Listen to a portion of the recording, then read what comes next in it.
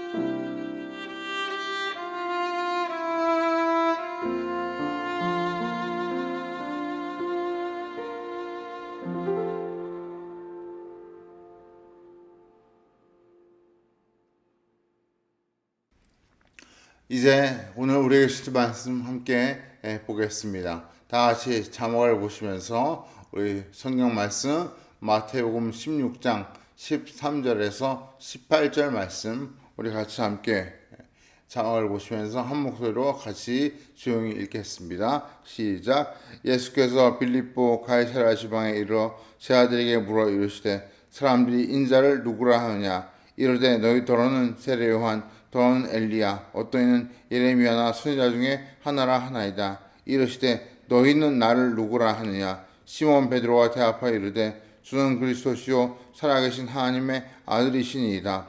예수께서 대답하여 이르시되 바요나 시몬아 내가 복이 있도다. 이를 내게 알게 하니는 혈육이 아니요 하늘에 계신 내 아버지시니라. 또 내가 내게 이르노니 너는 베드로라. 내가 이 반석 위에 내 교회를 세우리니 음부의 권세가 이기지 못하리라. 아멘.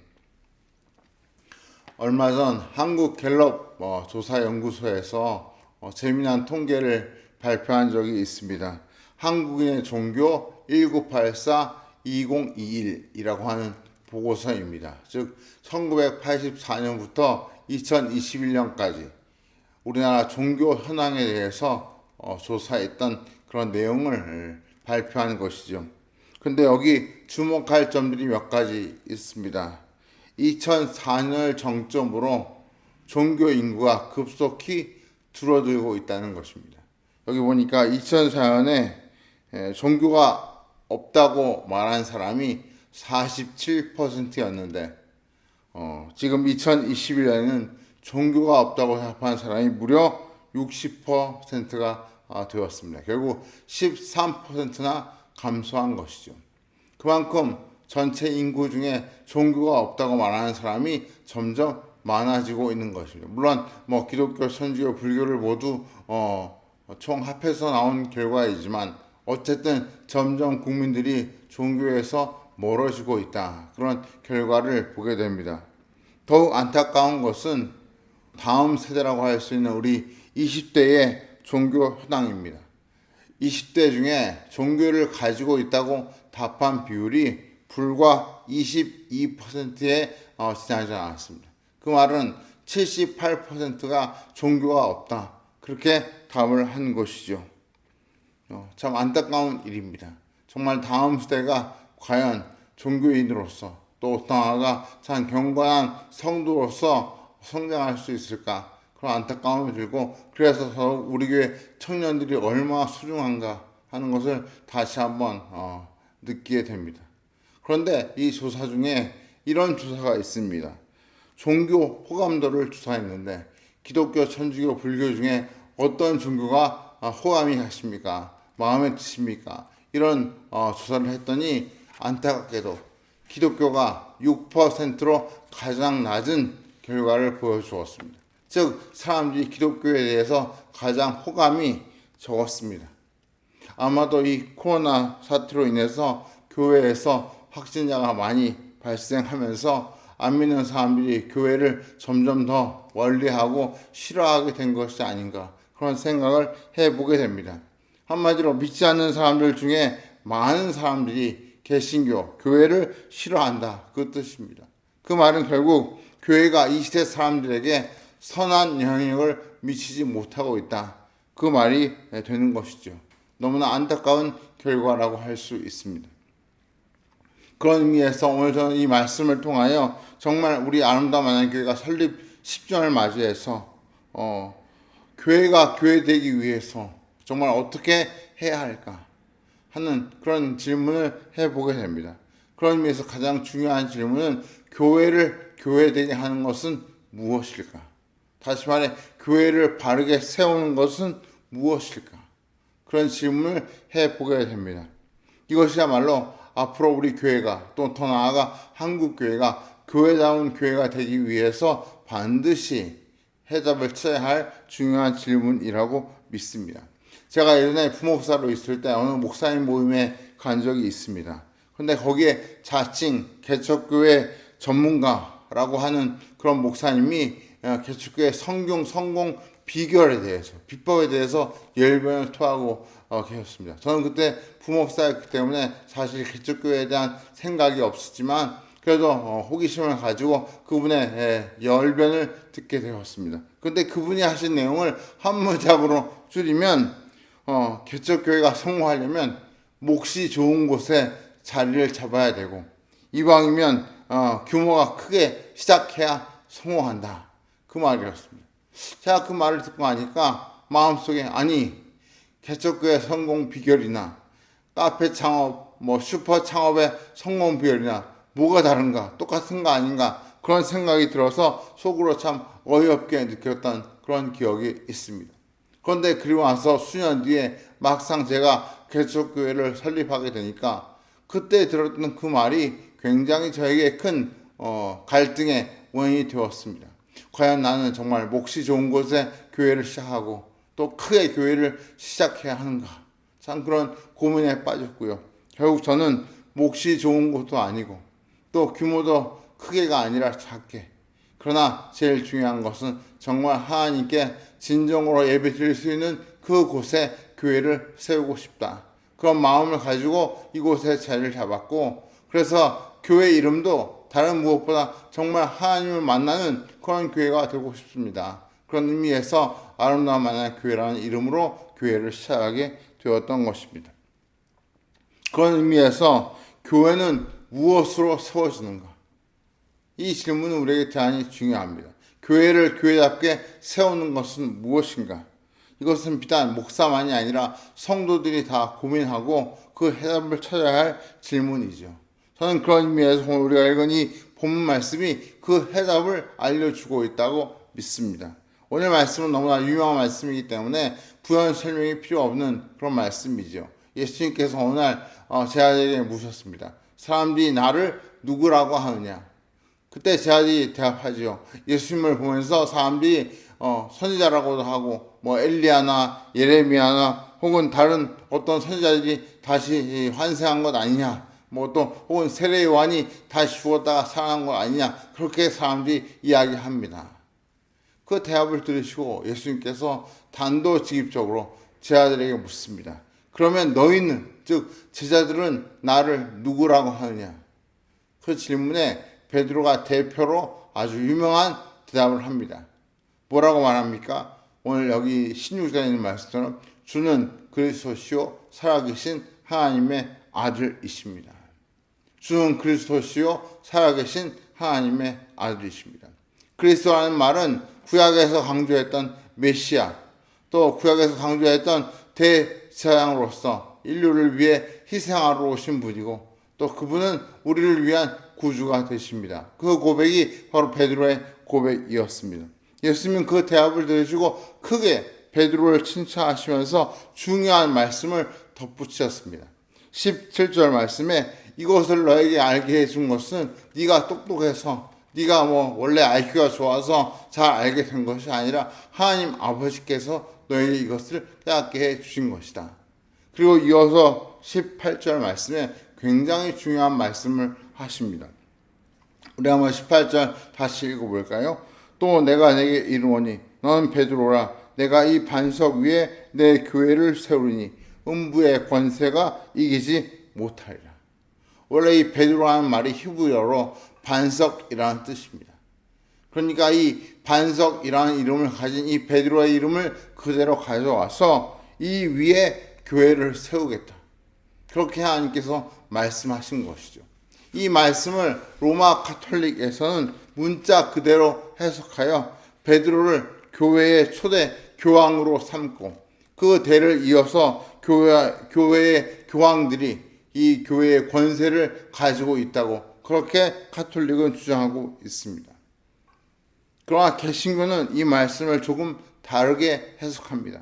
예수님이 여기서 말씀하신 반석은 베드로 자신이 아니라 바로 베드로가 한 그 신앙 고백을 은유적으로 표현하는 것이라고 해석하는 것이죠. 즉 예수님께서 교회를 세우는 그 초석은 베드로라는 그 인물이 아니라 그 베드로가 한 그 신앙 고백, 올바른 그 신앙 고백 위에 하나님께서 교회를 세우시겠다, 그 뜻으로 해석을 하고, 전 이것이 더 설득력이 있다고 믿습니다. 결국 예수님은 교회가 어떤 개인의 능력이나 혹은 어떤 개인의 뛰어난 자질을 통해서 세워지는 것이 아니라는 말씀입니다. 오히려 교회를 교회되게 바르게 세워가는 그 원동력은 바로 예수님에 대한 성도들의 올바른 신앙 고백이 바로 교회를 세우는 원천이 된다. 그 말입니다. 사랑하는 성도 여러분, 오늘 우리가 설립 10주년을 맞이해서 영상으로 기도회를 드리는 이 첫날, 우리가 다시 한번 마음속에 기억할 중요한 교훈이 있습니다. 우리는 예배 때마다 전 세계 교회가 공통으로 고백하는 사후신경을 신앙으로 고백하고 있습니다. 좋은 것이죠.